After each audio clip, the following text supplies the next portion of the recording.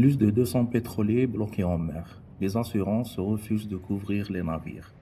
Et l'un des passages maritimes les plus importants du monde est devenu un couloir de guerre. Le détroit d'Ormuz est au bord de l'explosion. Mais au milieu de ce chaos, alors que toutes les compagnies maritimes fuient, un homme fait exactement l'inverse.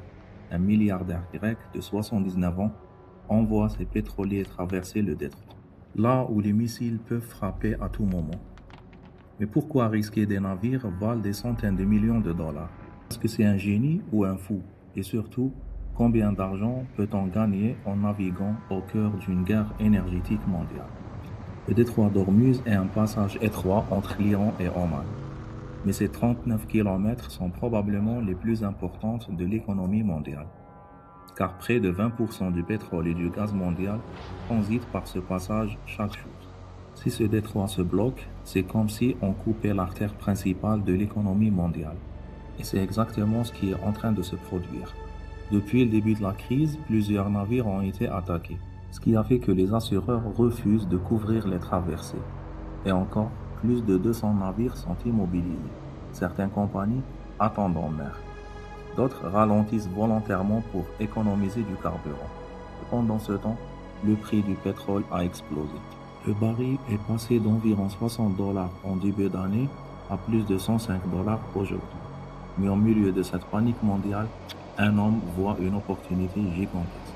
Au milieu de tout ça, il y a un milliardaire qui défie la guerre. Son nom est Georges Prokopiou, un armateur grec presque inconnu du grand public. Mais dans le monde du transport maritime, c'est une véritable légende.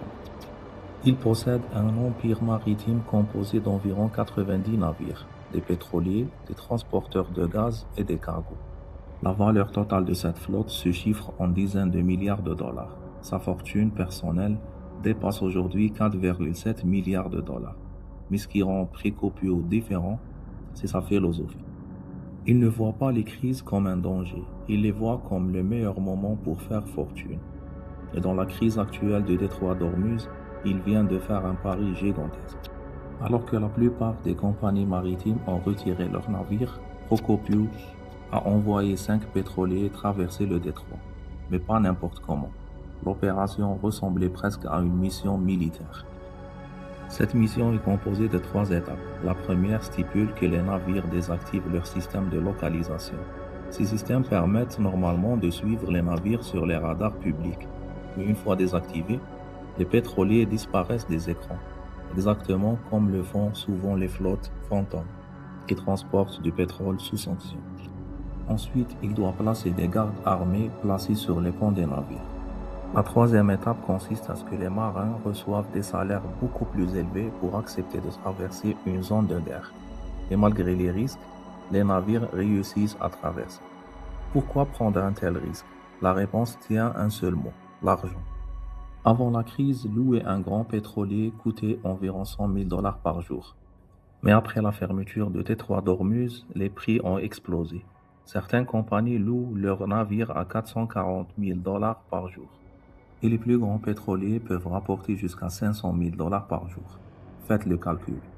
Un seul navire peut générer 15 millions de dollars en un mois. Et Prokopiou en possède des dizaines. Mais ce type de stratégie n'est pas nouveau. Dans l'histoire du transport maritime, les plus grandes fortunes ont souvent été construites pendant les crises. En 1956, lorsque le canal de Suez est fermé après la crise du Moyen-Orient, le pétrole du Golfe ne peut plus passer par l'Égypte. Les navires doivent contourner toute l'Afrique. Les distances explosent et les prix de transport aussi. Pendant la crise, 2 armateurs grecs en profitent énormément.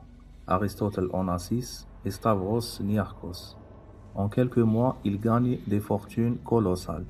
Aujourd'hui, certains analystes pensent que Georges Prokopiou suit exactement la même stratégie, profiter du chaos. Au final, cette histoire donne une réflexion fascinante. Quand le monde traverse une crise, certains perdent tout, mais d'autres deviennent incroyablement riches. Et la différence tient souvent à une seule chose, la capacité de prendre des risques quand tout le monde recule. Georges Prokopiou est-il un génie économique ou bien un opportuniste sans scrupules, ou simplement un homme qui applique la règle la plus ancienne du commerce? Là où les autres voient le danger, certains voient l'opportunité. Si vous possédiez des navires valant des centaines de millions de dollars, les enverriez-vous traverser une zone de guerre pour gagner des millions? Dites-le en commentaire et n'oubliez pas de vous abonner.